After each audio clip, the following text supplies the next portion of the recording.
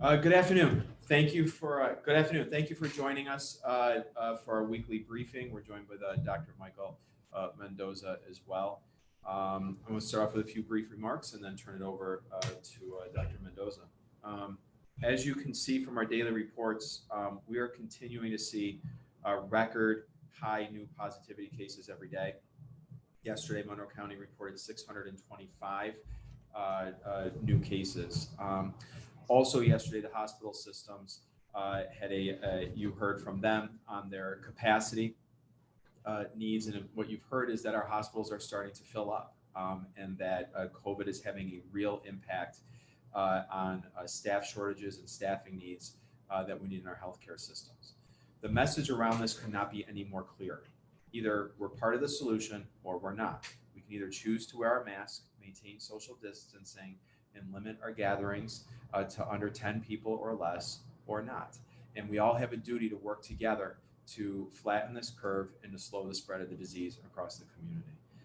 We need total community support and community buy-in to ensure that our hospitals are not overwhelmed, the businesses can stay open, children can remain in schools, and the public health of our community is not further compromised. Does the guidance work? Yes. We see it every day and every week in the school systems, which is why when they went through a testing program in the yellow zones and then into the orange zones, we knew, because we could see through the contact tracing and anecdotal evidence, that the spread was not in the schools. They did the testing and it proved that the spread was not happening in the schools. And the question is why? Why is it different in the schools than it is community-wide? And the difference is because our schools are following the protocols. The desks are separated 6 feet apart. The kids go through a health screening with questions before they're allowed in the building. Temperatures are taken, hands are washed, and masks are being worn. It's a clear sign that the guidance works, and if we can do what they do in the schools around the rest of the community, we'd be in better shape. And so I'm asking everyone to please do our duty to the hospital systems, do our duty to our friends, our neighbors, our small business owners who are struggling right now, to follow the guidelines, wear our mask, and get through this. We will get through this. If you think about where we are in a running race, we're about 3/4 of the way through the race. We can see the finish line. There's a vaccine on the horizon, but it all comes down to the success of a race, all comes down to that last quarter of a mile. And we are there, and we do not want to stumble at the finish line. This is the time to double down, accelerate our efforts, and get to that finish line, get to the point where the vaccine is here, and that we can get back to a new semblance of normal next year. But to do that, we have to work together over the next couple of months to bring our numbers down. Earlier this week, we announced targeted asymptomatic testing in the orange cluster zones in the areas of Rochester, Arundecoit, Brighton, and Gates. The town of Arundecoit completed their first 2 days of the initiative on Tuesday and Wednesday. They tested roughly 550 people over the 2-day period and helped to identify positive cases of people who are asymptomatic and could have unintentionally spread to others throughout the community. And just yesterday, Monroe County and the city of Rochester announced a full slate of community testing throughout the month of December at 4 locations. East High School, located at 1801 East Main Street, is going to operate on December 5th, December 12th, and December 19th from 11 a.m. to 2 p.m. Benjamin Franklin High School on Norton Street will be on December 7th, 14th, 21st, and 28th, which are Mondays from 3 to 6 p.m. Joseph C. Wilson Magnet High School on Genesee Street will be the next 4 Tuesdays, December 8th, 15th, 22nd, and 29th from 3 to 6 p.m. And Jefferson High School on Edgerton Park will be the next 4 Wednesdays from 11 a.m. to 2 p.m. December 9th, 16th, 23rd, and 30th. In Brighton, Temple Brith Kodesh on Elmwood Avenue will be on Tuesdays and Thursdays, starting next Tuesday, December 8th from 2 to 4 p.m. The Arundecoit Department of Public Works will be on Tuesdays and Wednesdays from 5 to 8 o'clock. And in Gates, the Gates Memorial Park on Spencerport Road will be open on Wednesdays from 4 to 7. To sign up for these testing, Monroe County has built a pre-registration portal for anyone who's looking to visit the rapid testing locations. You can pre-register at monroecounty.gov/COVID test. Again, it's monroecounty.gov/COVID test. You simply click on the link. It will show you where the testing locations are and what time slots are available. So it could not be easier to use. Also this week, New York State announced today that they're expanding their capacity at the MCC testing location. They are now up to 4 lanes available, doubling their current availability, and will have an immediate increase in capacity to over 1,000 tests per day. Again, to register for that COVID test at this location, you can visit again, our website, links to the state website. So you can go to monroecounty.gov, you can go to covid19screening.health.ny.gov, or call the hotline at 1-888-364-3065. We really appreciate our partner support at New York State for providing this location and for providing the rapid testing kits for our new asymptomatic locations. And I again want to thank all of our municipal partners for working with us to set up these test sites in such a short amount of time. I think that with the increase in the number of testing and the testing availability is a good thing to help find these cases in the community, get people isolated, get people quarantined before they can spread to too many people around them. So I would really encourage this community to seek out these testing sites and take advantage of them. To help with our COVID rapid testing initiative, and other tasks that are part of our COVID response team, we recently announced about a week and a half ago the creation of 50 temporary full-time COVID health clerks. With the continued increase, though, in new cases and our continued focus on public health of our community, we recently received approval from the Civil Service Commission to create an additional 100 COVID health clerk positions. Again, these positions are part of our COVID response team. Will be available immediately, and they will help with tasks such as data entry, registering people at the rapid testing locations, following up on isolation and quarantine orders, contact tracing, and various other tasks for the Department of Public Health. These are critical positions that are necessary for us to respond to this growing increased number of cases and make sure that we can protect our community. Again, go to our website, www.monroecounty.gov, if you're interested in applying for any of these positions. We've been able to create these positions thanks in part to our mid-year budget adjustments to the 2020 county budget that we've talked about on numerous occasions. We have asked our county departments to work with us on a soft hiring freeze, cash capital freeze, and other department level cutbacks across county departments. By effectively doing that and managing our revenue decreases and also managing the budget, we're able to now bring on these additional help to help us respond to the COVID-19 crisis. So I want to thank all of our county departments for their work with us to make sure that we have this flexibility within our budget to be able to hire these positions. As we look ahead to the 2021 year, the 2021 budget, which I recently submitted and will be voted on by the county legislature next Tuesday, we are in a position to continue to carry over those same adjustments that we have in place now, so that it will give us the flexibility that we need to continue to respond to this pandemic. We look at the budgets as a multi-year endeavor right now. We can't just look at this year to year. The pandemic obviously crosses calendar years. And the pandemic is something that we need to respond to with the full force of our county government. And so we are looking at this as a 2-year budget cycle to have that additional flexibility in our county budget to help us adapt to the changes, adapt to the public health needs of our community, to make sure that we are at the forefront of the response as the need arises. So again, monroecounty.gov to apply for those jobs and help us in our response to COVID-19. With that, I'll turn it over to Dr. Michael Mendoza. Thank you, County Executive Bello, and thank you again to all of our media partners who are joining us today.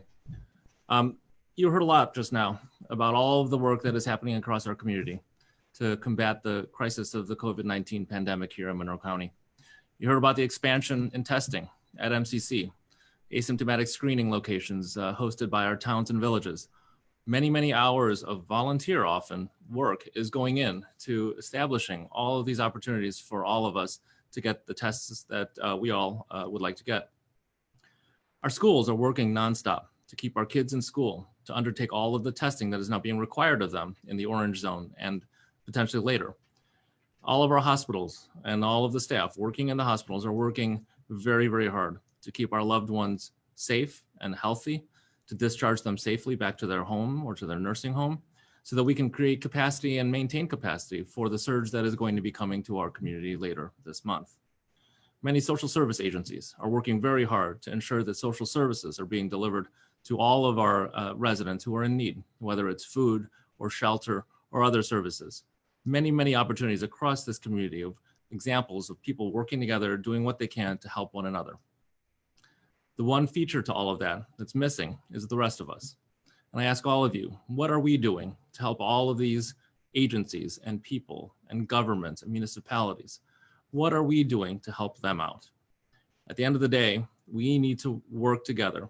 We need to change our behavior, because if we don't meet all of these other agencies and groups and municipalities at least halfway, we will not find a safe and healthy way through this pandemic. Unfortunately, today we will be announcing yet again another record number of new cases, 654 new cases here in Monroe County. And very sadly, we are going to be also reporting 19 new fatalities. These fatalities again span a period of time from November 23rd to November 30th. But these represent very clearly loved ones, family members, neighbors, fellow citizens here in Monroe County. We owe it to them, to their families, and to their loved ones to do everything we can to flatten the curve. The curve refers not just to beds and ventilators in the hospital, but it refers to the capacity represented by the people, the nurses, the respiratory therapists, and the doctors who stand ready, though tired, ready to take care of us in our time of need. So with that, I want to end simply by saying what I've said all along. Please wear your mask. Please maintain your physical distance. Please be thoughtful about who you're gathering with. Now is frankly the time to stop gathering outside our household. With all of these steps, we may not be able to totally flatten the curve right away. It will take time, but I will say that we must undertake these steps in order to get through this very difficult time. With that, I'm going to hand it back over to Adam and Julie. Okay, we'll start questions. We'll begin with Mary McCombs with Spectrum. Hi, good afternoon. My first question is regarding the logistics on the vaccine that we're hearing about. I know one is at room temperature. We're hearing a lot about cold storage. Do we have a plan in place to properly store this vaccine? So there are a number of vaccine candidates. The Pfizer vaccine is very likely to be the first that New York State will see. It is the vaccine that does need to live at, quote, ultra cold temperatures. And that is not just a typical freezer. That would require a freezer that our hospital systems have. So we do have capacity to store all of these vaccines at our hospital systems. And then from the hospitals, that will serve as the hub for distribution to the various sites across the community where the vaccine will be administered. Now, the first wave of vaccines that come will actually not likely be enough to even satisfy the first tier, which is healthcare workers, long-term care residents, and long-term care staff. That'll be the first tier of individuals who will be eligible for the vaccine. So largely speaking, the first wave will be administered in healthcare settings, but we are already planning to look ahead to the next phases, tier 2, tier 3, and ultimately the general public. Okay, my follow-up question would be, I know you've addressed the private gatherings as an issue, but could you perhaps expand a little bit more about living room spread and how we mitigate something like this? Well, Mary, I'm sorry. Well, I'll start. This is how we mitigate it. It's if you are in your home and with other people, you have to wear your mask. We're asking people not to do that, though, to keep our in-home gatherings as small as possible, and to really go back to what we learned earlier this year when the virus first struck our community, which was to keep our in-home gatherings as small as possible, and to wear your masks when you're around people who are not inside your immediate household. It's the same guidance that you would have if you're out in public. You have to wear your mask. You have to stay separated by a minimum of 6 feet. And that's, if we can do that, we'll slow the spread of the virus. You know, this is what, and the time frame for this too is, if you look at this, and this is why I said, make an analogy here to a race, right? We're running a race here. We're about a quarter mile from the finish line. We can see the finish line. There's a vaccine on the horizon. It's going to take months. It's not going to be here immediately available to the entire public, but we can see it. And the race is always won or lost in that last quarter mile. This is not a time to stumble. If we all just work together, if we all work together over the next several weeks and go back to what we did in April, I know it was hard. I know it was very hard. It was very hard to stay away from our families, but we learned to adapt. We used tools like Zoom. We used tools like FaceTime. We used other methods of doing drive-by parties, driving by people's houses for birthday parties and the car parades. We used other methods to try to reach each other and be social beings. We are social beings by nature. It's what are those other tools at our disposal that we can use to keep doing that, but do it in a safe and responsible way. And so what I'm asking the community to do right now is to join everybody else, all of our neighbors, go back to where we were in April and the safeguards that we had in place and do that again right now. If we can do that today, we will flatten the curve. Because what we do today, we're going to continue to find cases. We have a record number of cases today. We'll see what tomorrow brings, and we have the increased number of testing. But if we all stop right now and all come together as a community and go back to doing what we did before, go back to wearing our masks, go back to being together as families through Zoom, through FaceTime, through drive-bys, through the length of a driveway, and connect in those different ways. If we all do that right now, we will flatten that curve in a matter of weeks. We can get through that in a few weeks, but we have to do it today. It has to start now. All right, our next question and follow-up comes from WXXI's Noel Evans.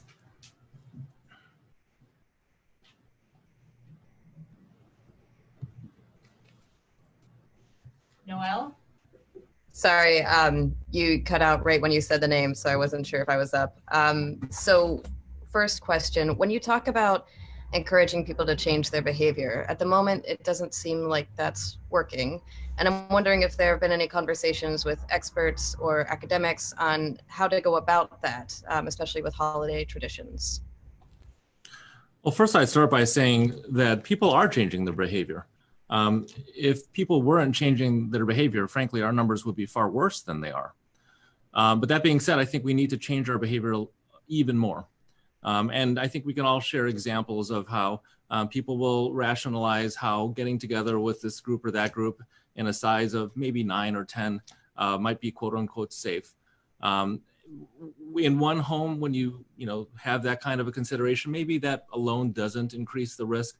But if household after household across our community engages in that kind of calculus, it won't take very long for us to see the numbers that we're seeing. So I'm not asking everybody to drastically change their behavior. I'm asking everybody to do just a little bit more.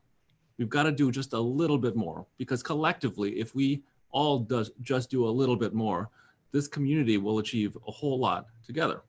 And so we're not changing the rules. We're not asking people to do anything drastically different. We just want people to be a little bit more thoughtful, a little bit more mindful, and to do just a little bit more.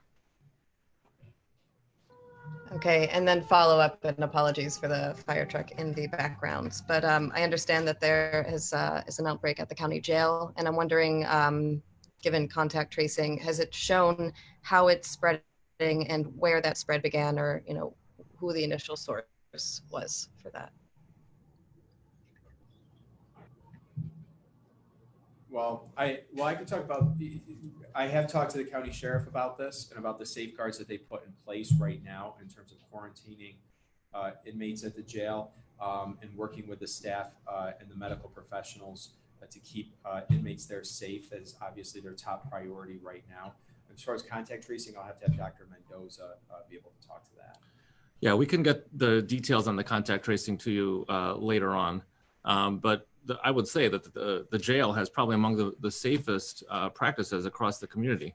And I think the fact that we have cases in the jail, even in spite of all of the precautions in place, just goes to show how contagious this virus is. It's for this reason that I say, all professionals, law enforcement included, jail employees included, we all have to take our steps. As we dig into the details of the contact tracing, very likely it will look like any other situation where you have both staff and the residents, or staff and the inmates, who are both sharing in the responsibility of the spread, because it is just that contagious. All right, thanks. Okay, thank you. Christian Garzone from WROC is next. Hi, can you hear me? Yep. Yes, we can. Hey, just a quick question. We did talk about this earlier this week. This is for either the county executive or Dr. Mendoza about the color zone designations. As you know, many businesses are reaching out saying, look, we're not the problem. This is just hurting our business. We did talk a little bit about maybe rethinking them. Is any update with that on maybe modifying the zones, or maybe just shutting the county down altogether at this point? So I've not heard any updates yet from New York State on those designations. As you know, those are set by the state. But what they did do earlier this week is laid out different criteria that they're looking at. And what they indicated is that instead of looking at simply just this positivity rate, which the triggers there were 3, 4, 5% for each of the zones. They're now going to start looking at metrics such as hospitalization rates, death rates. They'll still obviously look at the positivity rates and things like that. So what they had laid out earlier this week and indicated is that they're going to redo those metrics and then make adjustments, going forward. Also looking to see what if there were any implications from the Thanksgiving holiday and the long weekend. I think that's the right move to make, though, because I get it. This is a struggle. We have a lot of small businesses. A lot of them have not been part of the problem. I think the state acknowledged that earlier this week. And so adjustments need to be made, and I get that.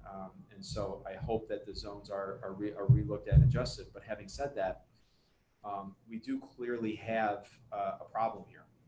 The numbers are continuing to go up every day. It wasn't that long ago that we only had 100 cases a day that we're looking at. When we topped 100, that was a big deal. So there's clearly something happening here. And so, figuring out how to address that, figuring out how to slow that spread is what the state's working on right now in terms of those guidelines. Here locally, we could do I think what we're doing right now is we're trying to build that support from the community to do the right thing, and wear your mask and follow the regulations, and then those businesses can open back up. As soon as we can figure flattening that curve, get following the rules, we know they work because they work in the schools. We'll be able to get those businesses back open. Yes, indeed. Thanks so much. No follow-up. Just have a great day, guys. Thanks so much. Thanks. You too, Christian. All right, Brian Sharp from the DNC, you're next. Dr. Mendoza, I know you had mentioned yesterday that I think we'll be seeing the effects of Thanksgiving weekend in the next couple of days. I don't know if this jump up into the 600s is the early signs of that, or if you think it's still going to go higher. I know you're reluctant to comment on modeling, but we're seeing now our numbers double in the matter of weeks. So you can comment a little bit, I guess, and where we're headed. Yeah. So in answer to your questions, the answer is both yes. Yes, I think that this is the beginning of the Thanksgiving surge. Yesterday was Wednesday. I think yesterday we might have started to see, Wednesday of last week. But in the coming days, I think we're going to see continued numbers from the Thanksgiving weekend. I anticipate that our total daily count will go up. No doubt. I've told my staff here in the health department to plan on an additional 100 to 150 additional cases every day. And if I'm wrong and it's an overestimate, great. But we do need to plan here in the health department. So we are anticipating certainly an increase in the community. As a follow-up, I'm just wondering, I know Mr. Bello just mentioned the additional people to help with contact tracing, but how are you expecting to keep up with that? Or is there going to have to be a point in time where you start prioritizing where and who you follow up? So we've been prioritizing all along. We've had to. With numbers like this, currently, if you look at the dashboard, we have something like 3,400 active cases here in Monroe County right now. And all of those individuals need calls, they need follow-up. We have nursing staff. So we've been developing protocols so that as we bring people on, we don't have to train everybody on everything. You know, earlier on in the pandemic, we were essentially able to float across every field and do every different task, but we don't have that luxury anymore. So I've reoriented the operations of the contact tracing unit, the isolation and quarantine unit, the testing unit, the vaccine planning unit. We have different divisions that are focused on very specialized skills so that we can train new people quickly to accomplish those skills. We have a training program in place, a way to evaluate their progress, a way to give them feedback, all of the things that are important to good performance. And but it has become, again, very specialized, and that's the way we've been able to make this happen. And then as we look at adopting new guidelines, the CDC yesterday announced new suggestions for how to undertake quarantine. We're evaluating that very closely. If we do that, we're going to have to restructure all of how we do isolation and quarantine so that we can, in order to do that, we have to have all of these units in place so that they can receive that new information and change their workflows. So new additional help, absolutely helpful, but we've been modifying and prioritizing all along. Great, thanks, Brian. Patti Singer from Minority Reporter, your turn. Good afternoon, gentlemen. Talk about quarantine, please. How many or what is the percentage of people in quarantine who have developed COVID, and how do you use that information for planning surges, anticipation of red zone, field hospital, things like that? So when you look at the contacts, so these are the individuals who we deem as close contacts to confirmed cases. Sometimes it's hard to trace, but upwards of 30 to 40% of new cases come from that quarantine pool. So we're doing a relatively good job, and that number hasn't changed all that much throughout the pandemic, except that obviously the total number has changed. But the rest have come from the community, either through asymptomatic or symptomatic spread. Now, as to how that impacts the zones, I think it's probably not, frankly, impacting the zones because those data aren't available, frankly, to the governor's office or to the state. All of the health departments keep those data locally. But we look at that from a planning standpoint. It tells us how we're doing with our contact tracing efforts, and we want to increase that as much as we can. It is also a measure for the community. If we're able to do contact tracing perfectly, which is a cooperation both between our department and our staff, as well as the community in either remembering or disclosing the names of their contacts, if we do a better job, we will have fewer people who develop COVID outside of quarantine. That would be the goal. But the reality is we haven't ever gotten to that point just because of how difficult it is to trace an infection that can spread asymptomatically. So so I guess I'm curious about then how is this quarantine? So as of yesterday's dashboard, 3,400 people in quarantine. So you expect 30% of those to be active cases, and then that's just going to be adding to the numbers as they roll through Thanksgiving and Christmas. It's going to be more people in quarantine. 30% of more numbers is just more people. So I guess, is the number in quarantine a canary in a coal mine? So let me correct you a bit, Patty. 3,400 is active cases. Those are people with confirmed COVID.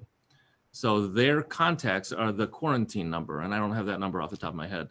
But yes, those people in quarantine are the people that we contact to follow them for the course of their 14-day quarantine period. And our hope is that people will abide by their quarantine. So if they do, in fact, develop symptoms of COVID, they will have already been out of circulation, if you will, out of the community, not at work, not at school, not in grocery stores and so forth. That is the goal, and it's tried and true public health. That's what we've been doing for months, and that's the spirit of contact tracing in general. But it's a collaboration between the health department and the community. Thank you. Thanks, Patty. Jennifer Lukey from WHEC is up now. Good afternoon. Dr. Mendoza, I was hoping to drill down a little further on contact tracing. We talked to a gentleman who tested positive over the weekend. He still hasn't heard from a contact tracer. I'm assuming with 500 to 600 new cases a day, there is a lag there. How big is that lag now? And do you worry it's only going to get worse and then people are sort of going to escape from, the bubble, I guess? Yep. We were behind over the weekend. We are much less behind now. We were frankly surprised by how quickly it would jump on Thanksgiving Day, I think was a jump. And then obviously over the weekend, we had the 500s. We did not anticipate that, I'll be honest with you. And so we were behind on Sunday and Monday, or Saturday and Sunday. So yeah, we are catching up. But the message I have for the community is that if you test positive, you should isolate. We are developing workflows now so that at all of these testing sites, they have the protocol for isolation if in fact they identify somebody who is positive. We will do our best to reach everybody, but as you said, with the numbers increasing as they are, it is very hard to keep up. So what I want to say to the community is that if you test positive, you should isolate until somebody reaches out to you. If you go to get a test and it's not a rapid test, it's a PCR test that you're waiting for the results on, isolate anyway, particularly if you have symptoms. If you are worried enough to get a test because you think you might have symptoms, the better part of caution would be to isolate anyway, because you know, the last thing you want to do is get your result in 2 or 3 or 5 days later. And if you hadn't isolated, you will have potentially spread the infection to all of the contacts you had met along the way. So our advice is if you're getting tested and you are worried in any way, please isolate. I'm just trying to get an understanding for people, because I don't think, you know, how many average contacts does each case have? So how many calls are your contact tracers making every single day? So the average number has always been hovering between 2 and 3 for the last couple of weeks. So for every new case, it's 2 to 3 contacts that we identify. Now that's average. Some people will say 0, and some people will give us a list. It's exceedingly helpful when we call somebody who has a list of people with phone numbers, because then we can call them right away. It's very, very easy. There are people who don't remember. You know, it's not easy to remember who you were with last Sunday at 2 o'clock, for example. So that there is some coaching that's involved there, and that's why it takes some time. And then there are frankly people, and I will say that even more than 2 weeks ago, we're seeing a lot of people who are just not interested in cooperating. We get hangups, we get foul language, we get very unpleasant behavior, and it's unfortunate because our hardworking staff has to deal with this. And I think it's a sad statement, frankly, of where our community is with regard to cooperation.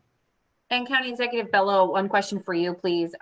We've seen the testing sites, the rapid testing sites fill up in a matter of hours. It's my understanding the Brighton testing spots are gone now. I know you said that you're hoping to continue the supply from the state. Do you have any promises from the state that those tests will keep coming to our area? Yeah, they've made a commitment that we'll continue to receive testing kits so long as they continue to have that supply to give us. So, you know, we're going to continue to expand it, and it's a really good partnership.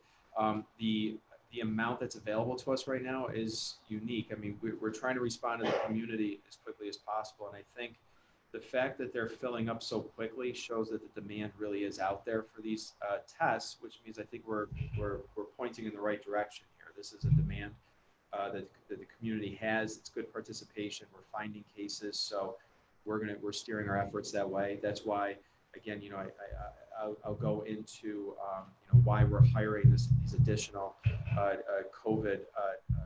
additional people to the COVID team is because I want to be able to continue expanding that. I think it's necessary, it's needed right now, and I also want to be able to provide additional support to the Department of Health to stay on top of the contact tracing and the investigations. So we're looking to continue that, and if you notice, they scheduled out through December beyond the initial first week that we announced earlier this week, and we'll continue to have those dates as long as the test kits are available. If you go to the website, though, there is a handy tool. When you click on the calendar, you can see which dates are available, and they're green or red. And you click on them so you can see the time. So there's a really good handy tool there to let you know where to go. Everything's red already. And well, and it's also good that, you know, we're doing the best we can with ramping these up. This is it's in my view, I'm glad that the community is participating. I'm glad that these sites are welcomed and the demand is there. So we're going to continue to work as hard as we can to meet that demand. The same thing happened at the MCC site. They opened the site with the PCR testing, and the demand filled up very quickly. As we hit the numbers that we're having now, demand filled up very, very quickly. And New York State's responding. They added 2 more lanes. We're going to continue to add sites as we go as well. We're really limited by people, manpower, and test kit availability. So we'll put every piece of manpower and test kits we have towards those types of operations. Thanks. Thanks, Jim. Tanner Jubinville from 13 Win. Hi, good afternoon. Sorry to keep hitting this one, Dr. Mendoza, but want to ask another one about contact tracing. But you are mentioning that this is probably the new numbers and that are results of Thanksgiving and such. Are people, the ones who are cooperating with the contact tracers, are they saying anything about, I was with family, with friends, small group, type of living room spread on Thanksgiving? I mean, were they kind of following rules, many of them, but yet, getting infected possibly that way? Yeah, I mean, it's I think too early to draw any firm conclusions about Thanksgiving dinner, but the stories that we're getting over the last week have been, yes, I was following the rules. We had, they'll say 12, which is conveniently a little bit more than 10. But the spirit here is that people are trying, and it's hard. I think the reality is that this is really hard. This is really unnatural. But these little differences pay off in spades down the road if we're able to at least flatten the curve a little bit. Because if every individual in the county did their little bit of the pie to flatten the curve, we'll come out on top in the end. So I think the spirit here is that everybody's working really hard trying to do the right thing, I think. But I think we need to do just a little bit more. And a follow-up I have for you is, yesterday we heard from Dr. Apostolakis that about 20% of the hospitalizations there are nursing home residents, at least in that system, are nursing home residents who he says are not a danger potentially to transmit the virus. They seem, they're stabilized. They could leave, but they can't because of the state rule. And we heard that there's a few dozen patients possibly in the regional health system as well in the same situation. And Dr. Apostolakis said, it's a concern because it's taking up space. We're looking at options. Can you talk more about that concern and possibly the options being looked at to free up bed space for people who need it more? Well, so I will leave the details of how the hospitals are managing that scenario to them. But the thinking though is that we want to retain capacity in the hospital for non-COVID care and for COVID care, but for non-COVID care as well. And it's not as though these individuals are, totally stable, ready to go. I mean, they had COVID, and generally if they're all nursing home residents, they all generally have some medical issue. So it's not as easy as black and white to say they're ready to go and everything is totally stable. But so it's really a balance of what is the right place for them to be. We also know that nursing homes represent the most vulnerable place in our community. 75% of deaths as of last week were in nursing home or assisted living facilities in Monroe County. So, we have to do our part to protect those sites. So the steps the hospitals are taking are trying to identify other locations for nursing homes to transfer their patients who may be COVID positives to a COVID positive unit, for example. So you cohort all of these individuals in one building where they're all COVID positive, where obviously the spread of COVID isn't as much of a concern as if you have a building where there are COVID negative individuals. So that's an example. These lateral transfers are an example of ways that we're trying to be creative to mitigate the stress that's put upon the hospital system from having COVID positive patients who are stable for discharge. Thank you. Next up is Gino Finelli from City Newspaper.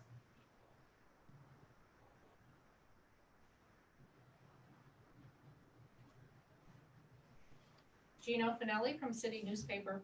Are you there? Make sure I'm not on mute. I'm good. No. All right, we'll go back to Gino in a minute, and we'll go now to Kevin Oklubja from Rochester Business Journal. This is for the county executive. Just wondering, that tranche of money that was available for small businesses grants earlier in the fall, does any of that still remain? And are you concerned that there will be a greater need again now for help for some of those businesses? I'm very concerned about the need for these businesses. The CARES Act dollars that were made available to the county to help fund the small business grant program by law has to be spent or under contract by the end of the year. So the money can't be transferred over into the next year. I'm very concerned because coronavirus isn't going away at the end of this year.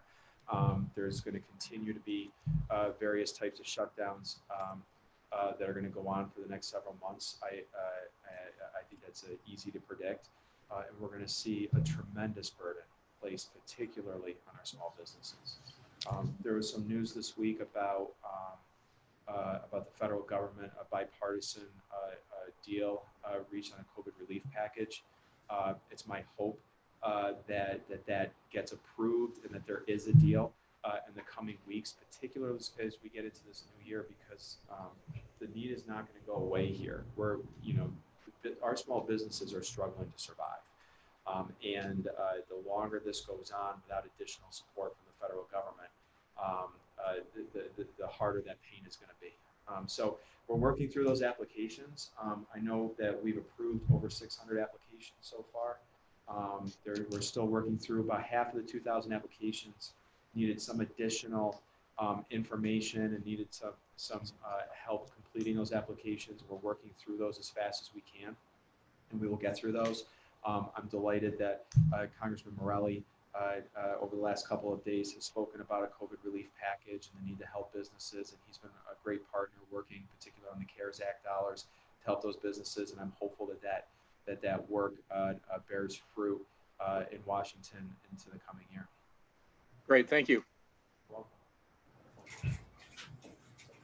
Any follow-up, Kevin?